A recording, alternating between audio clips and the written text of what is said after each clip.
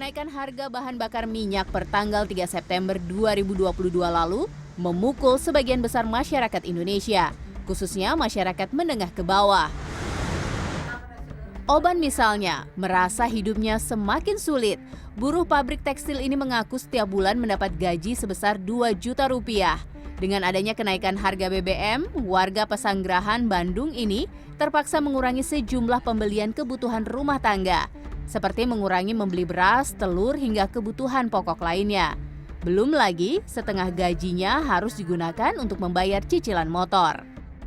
Buat motor biasanya disisihkan paling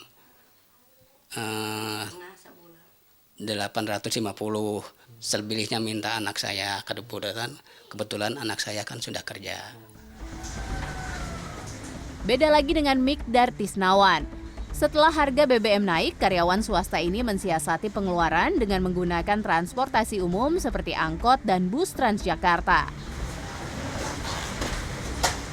Sebelum BBM naik, Mikdar biasanya mengendarai motor dari kawasan rumahnya di Lubang Buaya menuju ke tempat kerjanya di Cibubur, Jakarta Timur. Tiap bulan harus nyiapin berapa, itu kan udah dihitung kan. Setelah naik jadi berpikir lagi, oh ini naiknya jadi luar biasa gitu. Jadi harus bisa meminimalisir untuk pergi-pergian lah, minimal kayak dari sini ke kantor ataupun pulang. Kayak misalkan untuk main-main kayak pergi kemana-mana kita kayak mikir lagi isi bensinnya lumayan mahal gitu kan. Karena posisinya emang ya lagi begini gitu, naik gitu bensinnya. Itu sih kalau ini terbebani banget.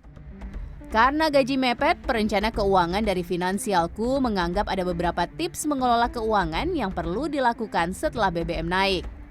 Pertama, evaluasi pengeluaran sehari-hari. Lalu, pikirkan penggantian atau substitusi barang yang biasa digunakan. Pilih prioritas alokasi dan yang tak kalah penting, mengubah pola atau gaya hidup. Salah satunya dalam membeli makanan. Atau mungkin beberapa sudah selama ini udah masak, Mbak, gimana mau lebih hemat lagi gitu. Nah, coba lihat selama ini cara belanjanya seperti apa. Nah, coba itu dibikin contoh nih ya, supaya bisa benar-benar terukur. Caranya mungkin yang pertama, bikin meal plan. Jadi seminggu nih mau makan apa nih, Senin sampai Minggu. Belanja sekali, tapi sesuai dengan apa yang mau dimasak. Selain mengelola pengeluaran, kesulitan keuangan gara-gara kenaikan harga BBM juga berpotensi menimbulkan stres. Karena itu menurut dokter spesialis kedokteran jiwa, Teddy Hidayat, masyarakat dituntut mampu beradaptasi.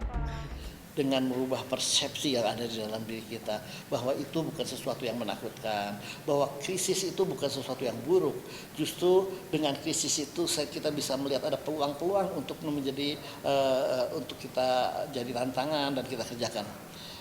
Jadi stres itu bukan ada di luar diri kita, tetapi stres itu adanya di dalam otak. Dengan merubah saklar yang ada di dalam otak kita, stresnya selesai. Teddy menambahkan, keseimbangan dalam hidup juga perlu diperhatikan, seperti mengatur dan membagi waktu untuk pekerjaan, kehidupan keluarga, kebutuhan pribadi, dan tanggung jawab lainnya. Tim Liputan CNN Indonesia.